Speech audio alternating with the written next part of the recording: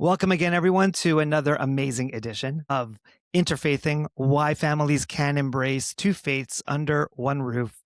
I am your co-host, Rabbi Ari, here joined by the absolutely wonderful Reverend Anna. Good to see you, Rev. Hello, Rabbi, my dear friend. It's so good to reconnect with you in this new year, 2026. It is good to see you. I know this is our first time getting started here for the new year. And I'm curious if there's anything about the new year that occurred to you or something on your mind that you'd want to share with our audience. Yeah, this time of year is always interesting. I don't do resolutions anymore. That was just kind of a personal decision that I made. And I still treat it though as an important time of like reflection.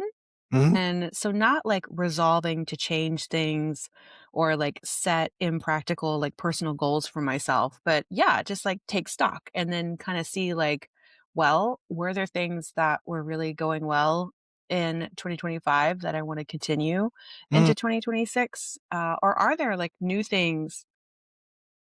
So I'm going to be purposely vague because there is something percolating that I hope to be able to share with our audience in the next like couple of months or so, Mhm. some new venture that I'm hoping to take on. But I'm going to be purposely vague and maybe like whet your appetites a little bit for a future announcement. So it's Got been it. a really, really exciting start to the year. Putting it out there into the world, at least into your own world, and then Yes. hopefully to share with the wider world when you're Yes, ready for that. indeed. Well, looking forward to that very vague but very promising announcement of a future venture. I was able to spend some quality time with my family, with my wife's side of the family out in St. Thomas. It was a great time to just relax and be together. And it was also just an opportunity to reconnect, which I think Mm, is part of what the holiday season's all about is reconnecting and making sure that those ties that run deep continue to run strong. Because if you're not spending that quality time together, then even though you may have these deep ties, they can shrivel. So we want to make sure that they're nice and strong with all the nourishment that comes from the time that we spent together. So it yeah. was a lovely day. It was a lovely, lovely time of year for sure. So looking forward to our conversation today because, thinking about the new year, thinking about continuing to nourish those deep ties. Mhm. One of the things that I want to share with our interfaithing community, with our audience, is that I was able to put out an op-ed in JTA, which is the Jewish Telegraphic Agency. They're the same organization, Jewish news organization, that published my official leaving from the Rabbinical Assembly of the Conservative Movement back in August. We did an emergency pod on that, which was a lot of fun. So Mhm. feel free to check it out. And I wrote an op-ed having to do with what I call the Torah of interfaithing, like the teachings about, or specifically within the context of Jewish wisdom, how people from different faith backgrounds can embrace one another and can embrace their faith backgrounds in a single home, and what Jewish wisdom has to offer on that. And there was in particular from that op-ed, which we will link to in the bio here if you haven't seen it, is a particular phrase that I used in this op-ed that I kind of want to focus on for us today. And Ravan, I know that you had a chance to take a look at it. And it's this idea that when it comes to interfaith couples, when it comes to interfaithing, when it comes to any of the opportunities and challenges that arrive when you bring people from different backgrounds, especially different faith backgrounds, to live with one another, that that kind of relationship is often described by faith leaders, by communities like many Jewish communities of which I've been a part of, as problems to manage. How do we deal with the fact that there might be a Christmas tree in the house? How do we deal with the fact that a grandparent might baptize their child in the sink? It's happened very often. Yes. Yeah, the How secret do we baptism. deal with those challenges is kind of the operating assumption. And so we know that many faith leaders, and that's what I mean by we, know that we need to do something about it, but the mindset is still, it's a problem to manage. And what I mentioned in the article is that we need to move from a place where interfaith couples are considered to be a problem to manage to a place where they're recognized as unions that are sacred. So from a problem to manage to a union that is sacred. And by union that is sacred, what I was trying to articulate is that when you have a couple coming together from their different traditions, from their different backgrounds, for all the ways in which they were able to get together, isn't that a blessing? Or couldn't it be a blessing? Or how could it not be a blessing, to put another way? Because however we want to talk about fate, destiny, Hashem, Jesus, God, whatever this, as Ravana, you've talked about a lot before, how the Spirit Hmm. moves us, right? The Spirit has blessed us with this opportunity together. And so that coming together, especially in bringing traditions that have a lot of differences and have challenges with one another and from one another, how more amazing could it be to see how that union can work? And if it does work, how sacred that is. And so part of the message of interfaithing is the idea of moving from that place of a problem to manage to a union that is sacred. Yeah, and I love the way that you articulated that in the op-ed, and it's great to be able to talk with you more about it because I also really appreciate your use of blessing and what you were just saying. I talk about in a lot of areas of my life, kind of this both and approach that a lot of things that we have in our lives that are or can be blessings, can also like the other side of the coin, if you will, is that sometimes they can also be put in air quotes, a curse, like the blessing Right. curse interplay. But that's always two sides of the same coin, Mhm. right? And so it fits very well into what you wrote in your op-ed that it's just a shift in perspective. You Mm. don't have to think of it as a problem to solve. It is a blessing. Mhm. And so if you just shift the framework simply by using a different language, it opens you up. I hope, I feel, I believe it opens you up to a new way of thinking and a new way of receiving because we want to receive as well as utilize blessings, Yeah, right? Like there are blessings that are coming to us from the outside that we want to be open to in order to receive and how powerful that is. And then part of the interplay is also when you've been blessed, you want to bless others. absolutely. And But the so blessing your that you give with gifts others may look different than the Mhm. blessing that you receive.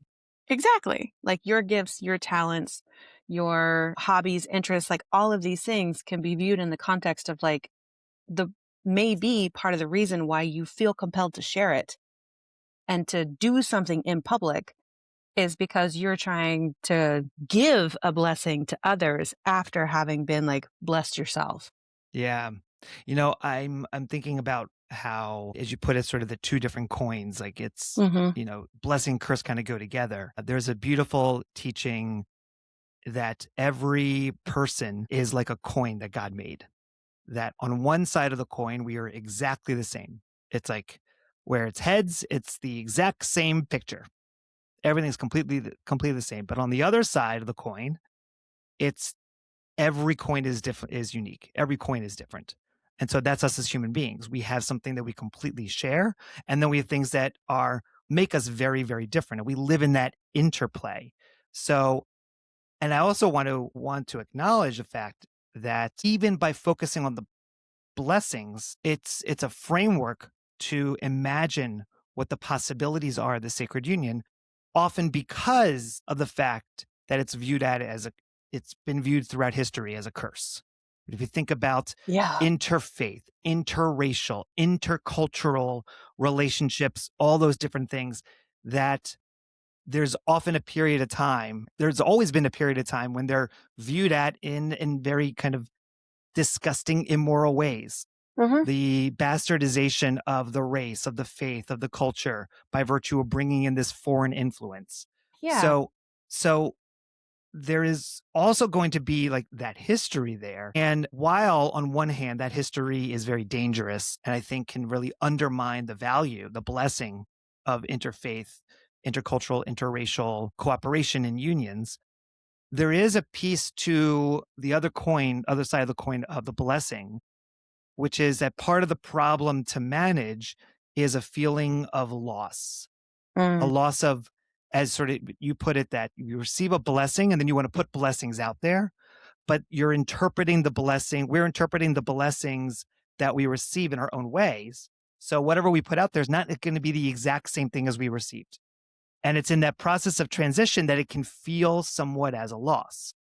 We're going to be talking much more about mourning and loss as it relates to interfaithing next week. But I'm curious, Ravanna, if you have any thoughts to share on this point, at least for right now, before we go deeper into this notion of how interfaithing is really about acknowledging and blessing unions that are sacred. yeah, it stands out to me, even going back to that idea of, two sides of a coin and what can be a blessing, like utilized, let's say inappropriately or immaturely or anything like that, like can be conceived as a curse.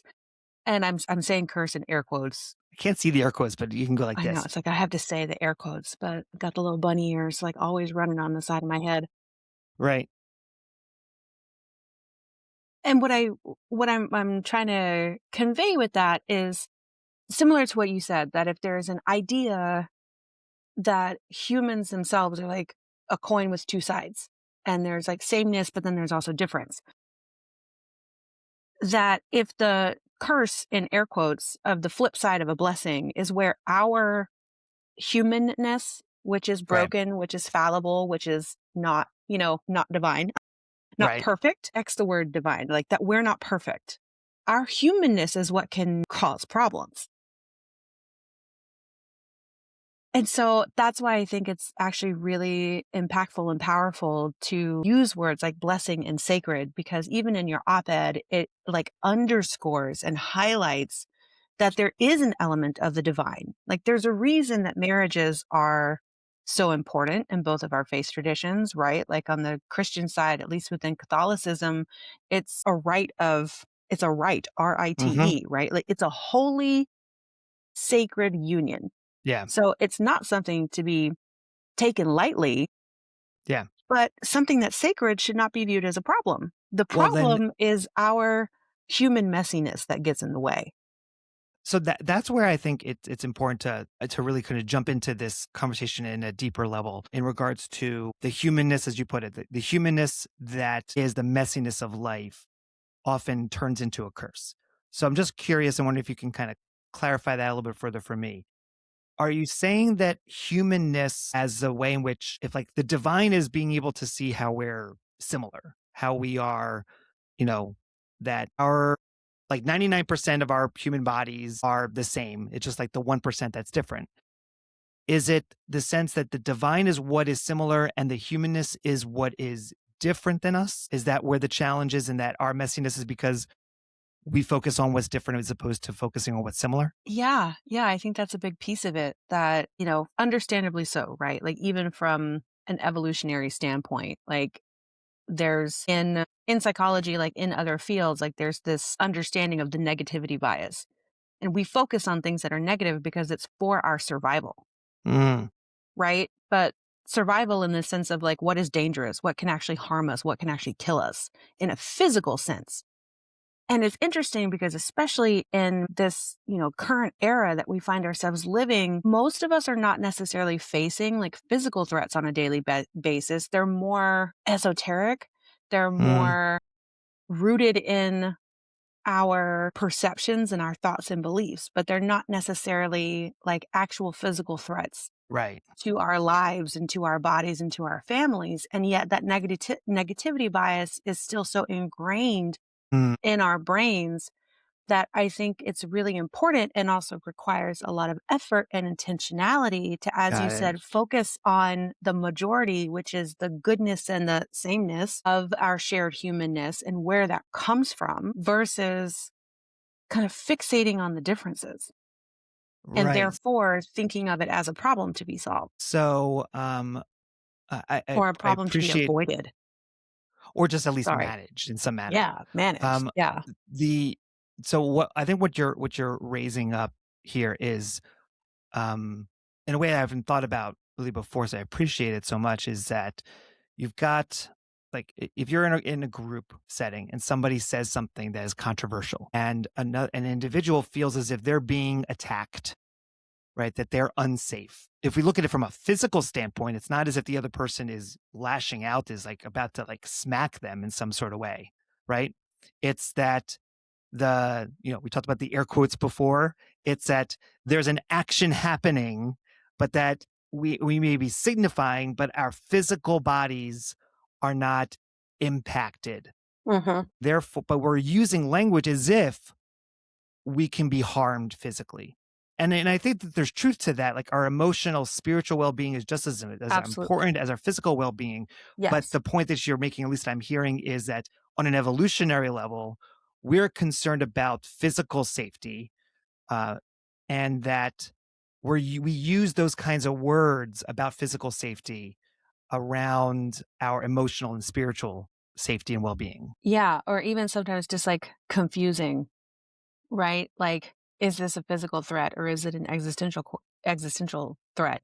And again, I'm not downplaying, as you said, the importance of emotional, mental health well-being, like, not at all. Right. Not at all. I'm a firm believer in safety in all its forms. I like how you'd be like, no, I don't like safety at all. Like, Don't emotional be safety. safe. No, I'm not. Get Come on, dangerous. I work in the field of mental health. I Right. absolutely believe in emotional well-being. And yet reactivity, right? Because this is something that comes from my years like in the mindfulness world as well. It's like, can you shift your perspective out of reactivity to responsiveness? Okay. Right? Because then I think if we start to think of it like reactivity comes from the place of like warning, warning, Will Robinson, danger, Yeah. danger. Danger, danger. Right. And that's like fight, flight, freeze. So even if it is an existential threat, like the mechanisms in our body are reacting to it the same way. We Yeah. get tight, we get rigid, our field of vision narrows. Literally, like, you can't, and that's Yeah. all because you're preparing to have to protect yourself physically. Right. And We and don't always know how to differentiate between a physical threat and an existential threat right. because existential questions are not something that our, like, very, very, very ancient ancestors had the privilege to deal with. They were solely focused on physical survival, right? And so making that shift of reactivity to responsiveness softens the edges. It means that your capacities for critical problem Yeah. solving, storytelling, meaning making, all of those functions of Yeah. our hearts and minds like stay engaged instead of being in a threat response. And also I think story making, Yeah. creativity, being able Yes. to generate something without feeling as if you're failing or you're doing something wrong. I'm Yeah. thinking about Yeah. a term that you used last season about circling the wagons, Uh-huh. that very often when our traditions encounter difference or encounter the other in some manner, that Hmm. we feel as if that other is going to be a threat and therefore we must circle our wagons for protection and can't let anything out. See, we stop things from coming in, but we also can't let anything out. Can't let anything out. Yeah. Right. So the breathing room disappears, right? Right. Right. We can't reimagine or formulate what it looks like. So Yeah. there are two, there's one, I say really one particular example of this in regards to interfaithing that we wanted to bring up. And that has to do with imagining an interfaith relationship as in terms of trying to move away from looking at how it is a problem to manage into a union that is sacred, Hmm.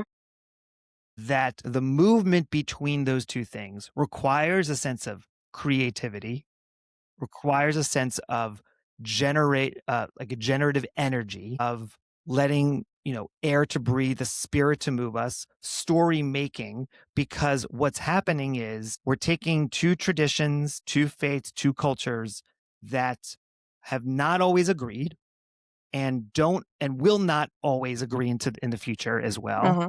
and figuring out and saying we want there to be a relationship between the two as opposed to one dominating over the other in a very domineering kind of a way.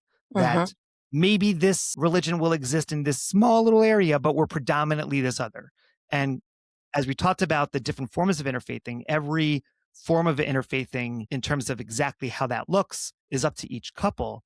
But what we are saying is it has to be in a deep relationship with the two. And whatever it is that you build out of a positive sense of what can be generative or creative Mhm. will be unique to your own way of approaching how to manage those two different faith traditions. But part of the problem that to manage that feels a part of also the solution in order to make it a union that is sacred is when you take two different traditions, put them together and create something new that feels what is often referred to as syncretic. Mhm. Now, syncretism, when it comes to religion, is a very loaded word. And I want to use it only in one particular way, that syncretism is in which you take two origins or two traditions, two faiths, two different ways, and you mold the two together so that a third iteration exists, which is unable to be recognized from the previous two, but that is so therefore is unique from those two. However, its connection to both of them is so tenuous that it feels as if it's a very new thing. What we talked about in our first season as a third way, Yeah. that we're creating, Jewish, like Jew Christianity, right? Or Jew Chrislam, like that, whatever, like that combination of all of those things in which we just put the things together and it creates something new. And that term has been often used in a very negative light to describe why it is that you can't create, why you can't do interfaithing. But I want to share something that comes from Sue Katz Miller's book, Being Both, Embracing Two Religions in One Interfaith Family. She's been a guest on our show many times. And it comes from the beginning of her book, and she talks about from her own life experience when she left the North American context and went to other places in the world and saw religion from a different vantage point. She said, by the time that we moved back to the States, she's referring to herself and her husband, my connections to institutional Judaism felt tenuous indeed, and my mind was certainly expanded on issues of identity. While religious institutions often demonize the idea of religious syncretism, I began to understand that all religions have syncretic elements, in that they continue to evolve and change and influence each other, even Judaism. We've talked before, you and I, about the Hanukkah and Christmas, and I think that both of those traditions in many ways were infused with the sense of the Saturnalia holiday that existed back then. And so there are these kind of elements that are in which they are influences that change what the religion actually looks like on the ground. And she Mhm. said, I began to resist the idea that this blurring of boundaries, this religious layering, threatens the well-being of practitioners. It may threaten institutions, but that's another story. Yeah, and I I love to like bring that into this conversation and unpack it a little bit more because you and I, have said previously that solely trying to kind of like blend the two faith traditions together in the like nice, easy, just highlight all the happy, fun parts and avoid all the difficulty. Like that's not what you and I are about in this Right. project. And I also think that it like Sue Katz Miller would probably say that she's not about that either, but that any blending like is not bad for the sake of blending is always bad, right? Right. Like that anytime that you bring two people or two cultures, when you bring things together that are different and they start to form a relationship together, like new things are going to start to emerge. Absolutely. Hopefully, it's those new things. And I think this is part of where it's the problem to manage is the fact Huh. that you have religions that can't get along. And that part of that problem is if you put them in a relationship, they're going to then create this thing that's completely new. The idea of making them unions that are sacred is to say that they're going to have positive influences back into and layered onto the sources that generate them, so that those syncretic pieces of the religious experience, especially for interfaith families, has a positive and very generative experience, both for being able to hold the family together, to hold the couple together, to make it sacred, and to reflect positively back on its original sources. If I were to say, and I think we brought this example up as well another time, that the example in my mind about that kind of syncretic element to it is when we were teaching at IFC at the Interfaith community in New York, and we had a Passover Seder and an Easter Passion Play that Hmm. were kind of right, like one right after the other. You had one space where it was the Seder, and then you went downstairs to where the Passion Play was to show that we are holding both together. But the experience of going from Passover and then going into the Passion Play and seeing those two as in deeper relationship, which we talked about before, very much they are because of the history, because of the story around Passover and Easter. It allowed for a new generative way of seeing how these two holidays can interact with one another. That is a syncretic element, being able to put the two in relationship with each other. But the thing that we're not doing is just making one play as if it's all one thing. Exactly. And Yeah. that I think is part of where the challenge of from problems to manage to go to what unions that are sacred is to recognize in order to get to unions that are sacred, you need to have syncretic elements that do that work while it not becoming something so different than what it originally generated that, those independent religions that formed the source. Yeah. It's the not throwing out the baby with the bathwater, Mm, you know, yeah, like saying that the end goal of syncretic elements is not to get rid of either or both Christianity and Judaism, is that those two things continue to exist in their whole parts. And you in your family unit, you in your relationship have this, I'm trying so hard not to say third thing, this expression of the right. two faiths within your singular household that may not look like what a solely Christian or solely Jewish household expression of those faiths would look like, but it is yours and it is still Right. representative of the two foundational parts. And by the way, it also I don't think should not be, right? Without trying to be so judgmental about Yeah. it should not be this, right? Thou shalt Exactly. not. Yeah. Part of my argument around intermarriage or to permit intermarriage, which I reference in the op-ed, is that I don't reference this point per se, but I reference that there are arguments to be made that could permit intermarriage. Hmm. One of them being that the act of an intermarriage makes a different kind of a union than just a Jewish union, than just a Yeah. Catholic union, than Yeah. just a Muslim union. And while certain traditions have ways in which they can incorporate people from other traditions, it very much is centered in the idea of, well, you're just not going to stop us from being Catholic or Jewish or Muslim. I mean, you accept these kind of basic premises of our religion upon you. But to really be able to say that we want to have these multiple influences that are positive, it's going to be different than necessarily if you're raised with just one. Uh-huh. And that means that both are valuable, right? It's not trying to want to replace the other, God forbid. It's that both are in existence. And this actually leads me to then kind of a question. Maybe it's kind of for us internally in terms of our primary metaphor for this work, which is the home, right? Right. Like Hmm. you can have two faiths under one roof.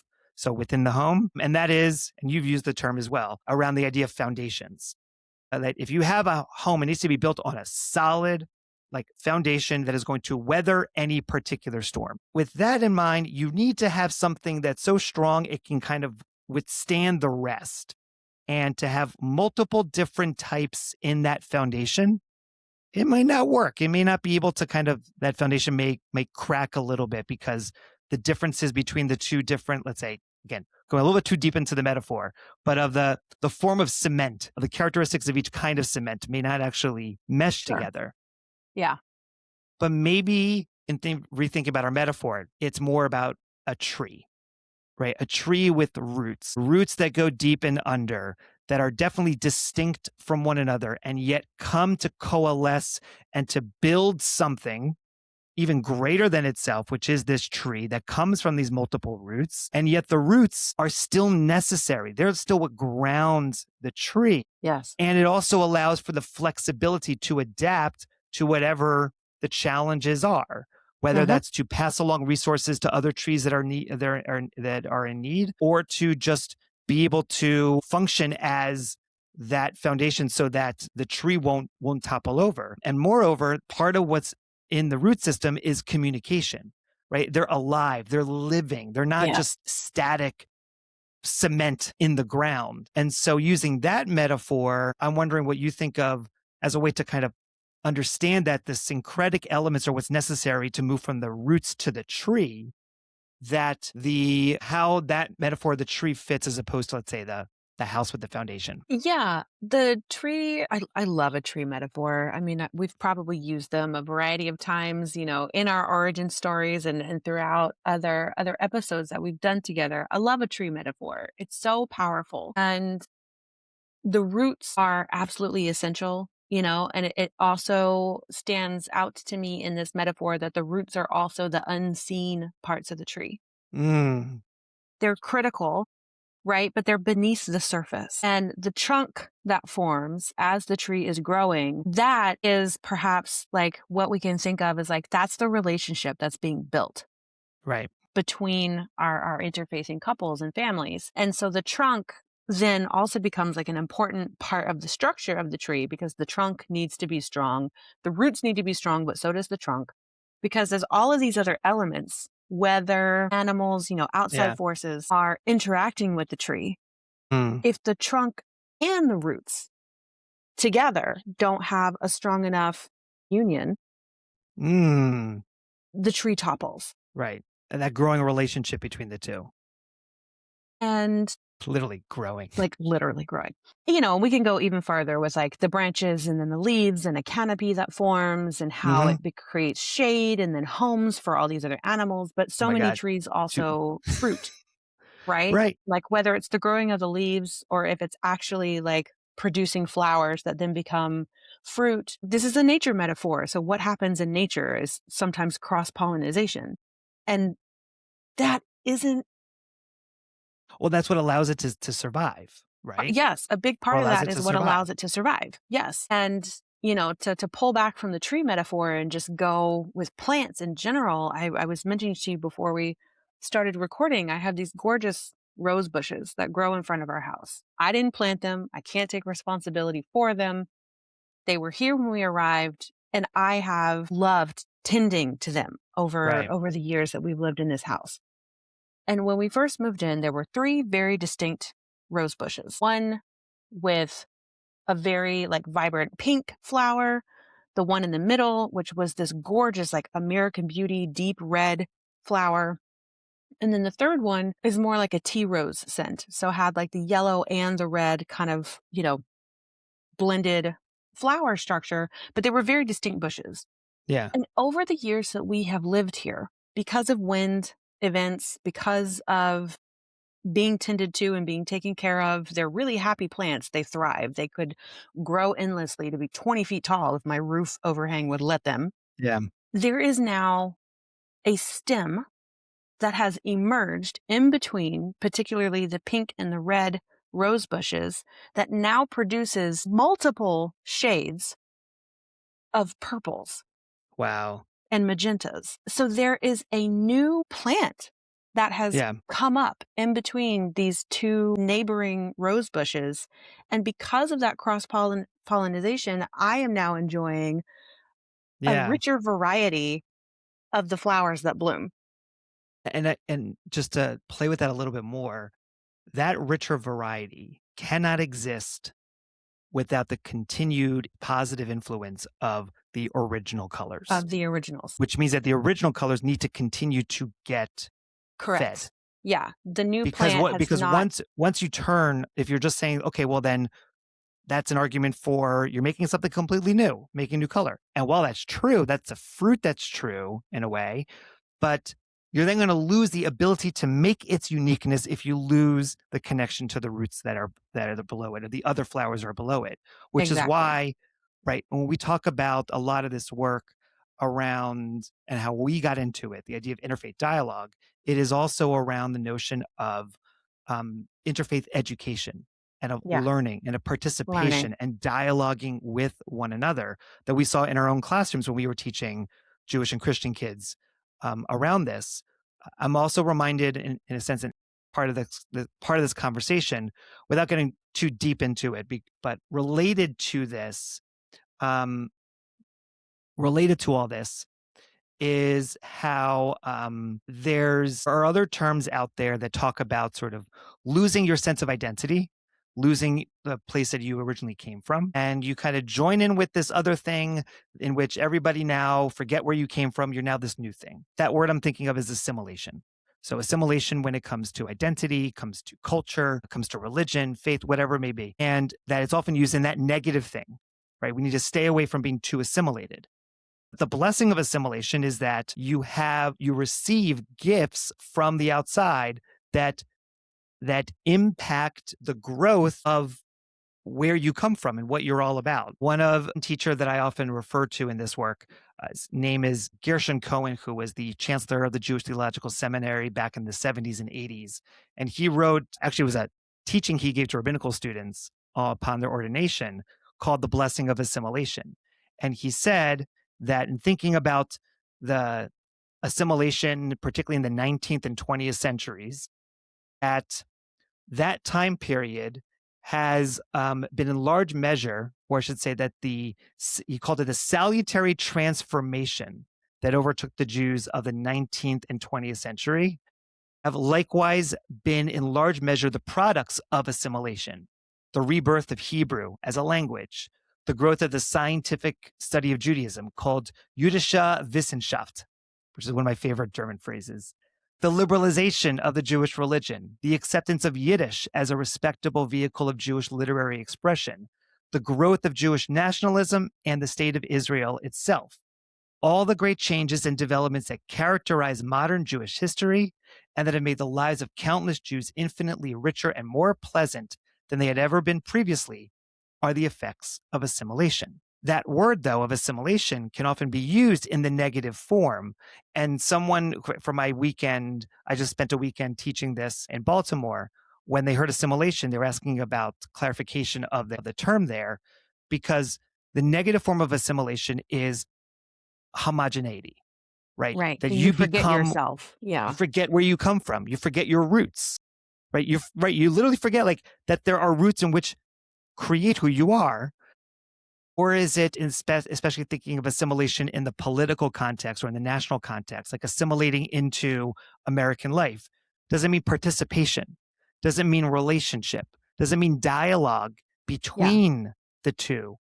Right. So I think it's like homogeneity is almost as if like there's no more growing happening. It's now static. Participation is much more active. It's living. So the roots need to continue to be active. They're not dead, right? They need to continue to be fed. And then the trees continue to be able, the new union of those different roots continue to be fed as well. And there's a reciprocal relationship between the two because they both protect and feed each other. Yeah, absolutely. And it reminds me as well as some of the conversations that we were having at the start of this season that were really focused on rituals and traditions, and even the interplay between those two words, those two concepts, and how our traditions are oftentimes, viewed as like these static things that occurred in the past. If we take an approach of being a good Christian, being a good Jew is just simply like replicating what those traditions are, but we may begin to feel like divorced from the meaning of them. Right. The opportunity to create rituals that Mm-hmm. bring those traditions into a new context allow you to hold the meaning for yourself in a new context and in a new way.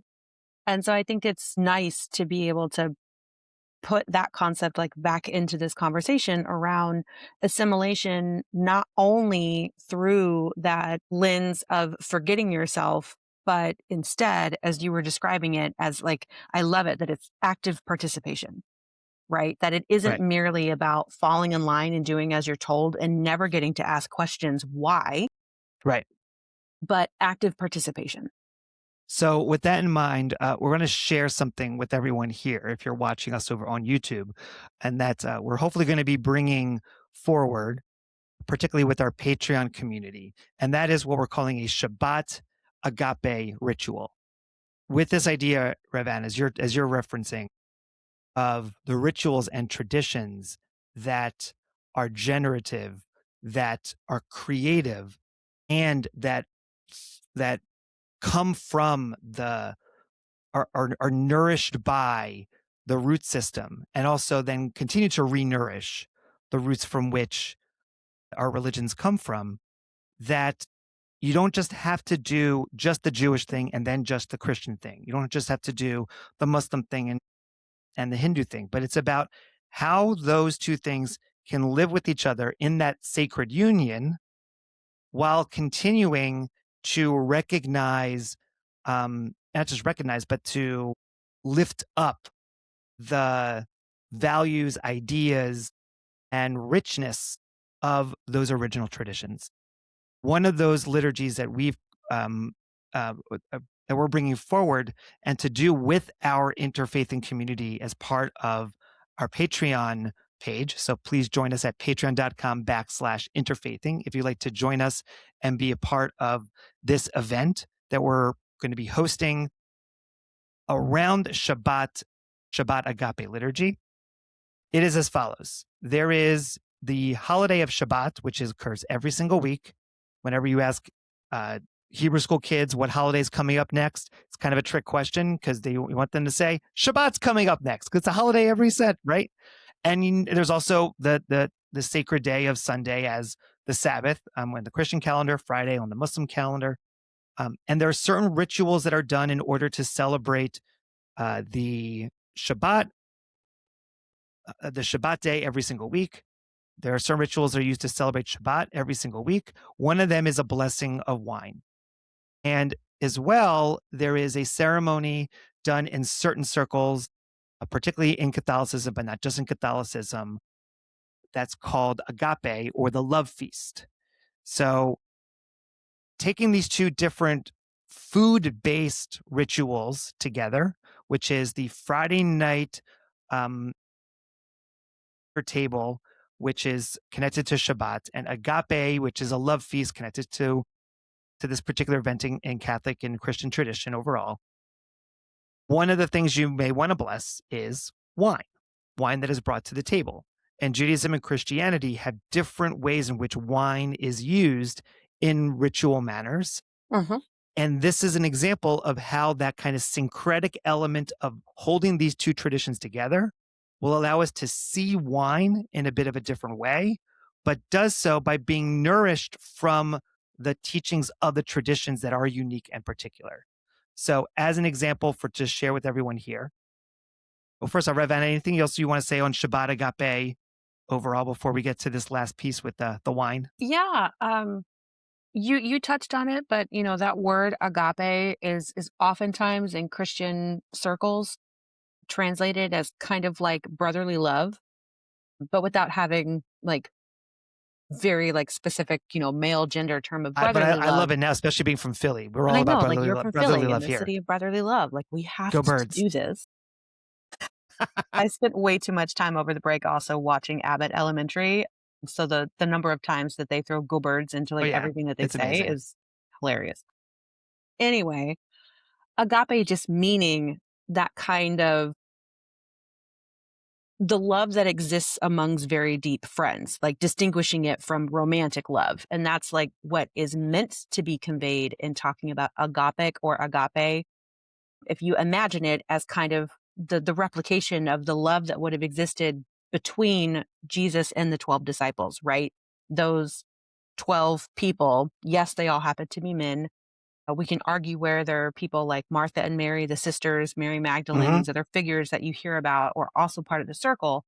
But the deep relationships that existed between them and that the love feast is essentially like a replication of the fellowship that they would have shared together. And then, of course, like a representation of the Last Supper. Right.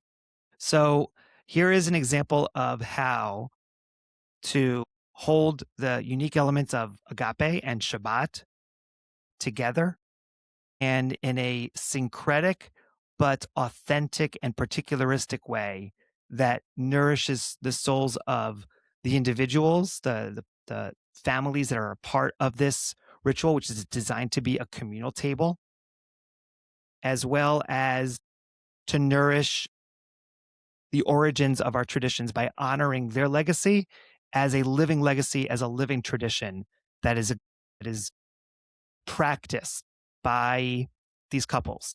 So, you ready to do an example of that, of the Shabbat Agape liturgy for all of our listeners here? Ready, Revan? All right, here we go. So this is a joint Shabbat and Agape litany for the wine that'll be part of the meal. I'm going to be reading the Jewish partners, and of course, And I will be reading for the Christian partners.